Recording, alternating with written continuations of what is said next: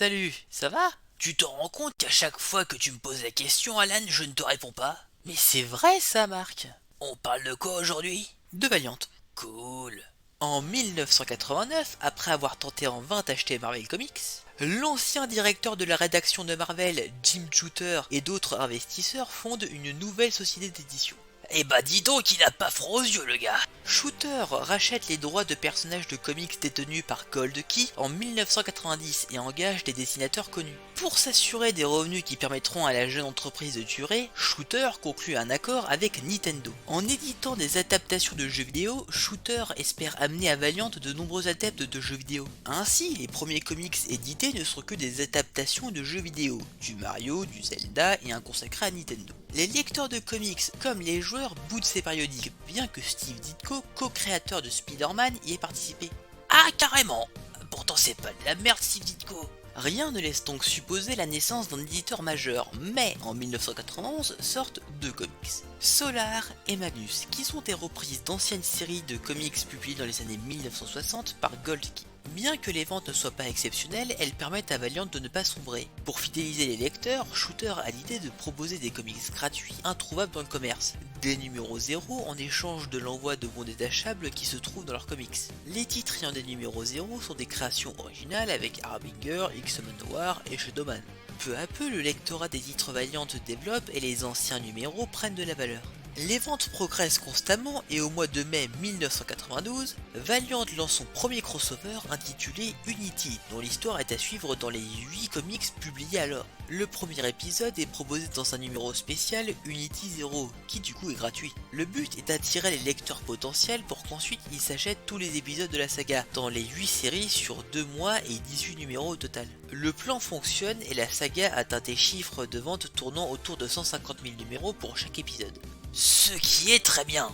Valiant, bien qu'alors fortement endetté, devient un éditeur reconnu dont les séries sont suivies. Malheureusement, quelques mois après la fin de Unity, Jim Shooter quitte Valiant en emmenant avec lui ses plus proches collaborateurs, pour partir fonder Defiant Comics, qui n'a pas fait long feu. Mais cela n'empêche pas une hausse importante des ventes de comics, permettant à Valiant de devenir le troisième éditeur derrière DC et Marvel en prenant la place de Dark Horse. Les dettes s'effacent et la société étoffe son personnel. On peut même dire qu'à ce moment l'éditeur Valiant est à son apogée. Si Valiant Comics au début s'était imposé sur le marché grâce à une stratégie marketing et un projet éditorial cohérent, son maintien au troisième rang des éditeurs est surtout dû à la bulle spéculative qui touche les comics. En effet, de nombreux acheteurs font le pari d'une revente à prix élevé de numéros exceptionnels. Numéro 1, événement marquant, première apparition de personnage et autres. Un objectif de revente qui s'appuie sur d'énormes prix de revente passés mais sans savoir que la rareté de l'offre expliquait les prix élevés. Or, en ce milieu des années 1990, les gains espérés ne sont pas liés à cette rareté. Et lorsque les spéculateurs comprennent qu'un numéro de comics vendu à plusieurs centaines de milliers d'exemplaires ne peut rapidement procurer une plus-value, ils abandonnent le marché. Toutes les sociétés sont touchées par l'effondrement des ventes et Valiant subit de plein fouet cette crise. En 1994, la société est rachetée par Acclaim Entertainment, société de jeux vidéo. Pour le coup, on peut dire qu'ils ont perdu du niveau. Acclaim lance alors Acclaim Comics pour préparer les futurs jeux vidéo des licences en redémarrant l'univers de zéro, donc en faisant un reboot. Mais après plusieurs années, une gestion déplorable de l'entreprise, des jeux et des comics de la qualité discutable, les dettes d'Acclaim sont estimées à plus de 100 millions de dollars et la société tombe en faillite en 2004. En 2005, les droits des personnages Valiant et Acclaim sont mis aux enchères. Et Solar et Magnus sont rachetés par Random House, propriétaire de Gold Key dont Valiant avait acheté les droits des persos 15 ans plus tôt. En 2007, la société Valiant Entertainment est créée et rachète les droits des personnages Valiant. Et en 2012, ils éditent des séries du catalogue Valiant mais en redémarrant l'univers de zéro. Ce qui en fait le second reboot de l'univers Valiant. Mais cette fois-ci, les choses se passeront mieux qu'avec Acclaim grâce à une construction solide de leur univers partagé, de bonnes histoires et d'excellents dessinateurs. Valiant réussit à avoir du succès auprès des lecteurs et est très bien reçu par le public. Si bien que Valiant, voulant toujours plus étendre son lectorat, décide de faire un event en 4 numéros qui rassemblera tout l'univers Valiant. Pour ça, il débauche Jeff Lemire qui s'est fait récemment remarquer comme étant un des scénaristes les plus intéressants des New 52. et qui s'est bâti une très bonne réputation à l'aide de son Green Arrow. N'étant plus en contrat d'exclusivité chez DC, il commençait à aller voir ailleurs, notamment chez Dark Horse, pour une série appelée Black Hammer, qui ne sera éditée que bien plus tard, en 2016. Car à l'heure actuelle, nous sommes en juillet 2014, et Valiant vient d'annoncer 3 artistes pour produire une future mini-série en 4 numéros qui sera un gros crossover de l'univers Valiant, ayant pour objectif d'attirer les nouveaux lecteurs. Ce crossover en 4 numéros s'appelle The Valiant. Notre histoire commence en l'an 2014. Plus exactement entre le 28 et le 30 mars, à l'heure du dîner lors de l'Emerald City Comic Con dans l'état de Washington à Seattle.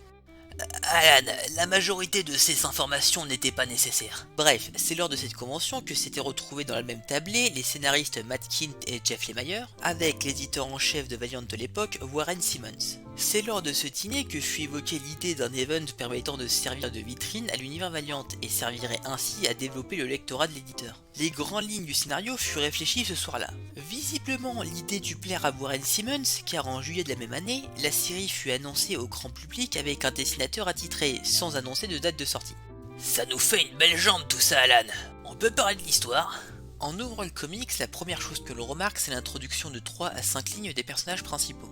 Ce procédé est discutable étant donné que The Valiant est censé être une vitrine pour le nouveau lecteur. Ces introductions sont censées être intégrales à l'histoire, mais en considérant que notre duo de scénaristes n'a que 4 numéros pour développer leur aventure, elle est tout à fait compréhensible et pas vraiment gênante au vu de la qualité de l'histoire. Formidable! L'histoire commence en nous racontant une histoire, celle du guerrier éternel et de son immortel ennemi, l'ennemi immortel. Ils se sont pas particulièrement fait chier pour le nom, mais la qualité de l'histoire est ailleurs. En 11 pages, notre duo de scénaristes pose tout l'enjeu de l'histoire et le drame qui s'y déroule, nous faisant témoins des nombreux échecs du guerrier éternel face à une force irrésistible. Et l'histoire comptera cet énième combat que mène le guerrier éternel contre l'ennemi immortel. Mais la différence, c'est qu'il sera entouré de puissants alliés.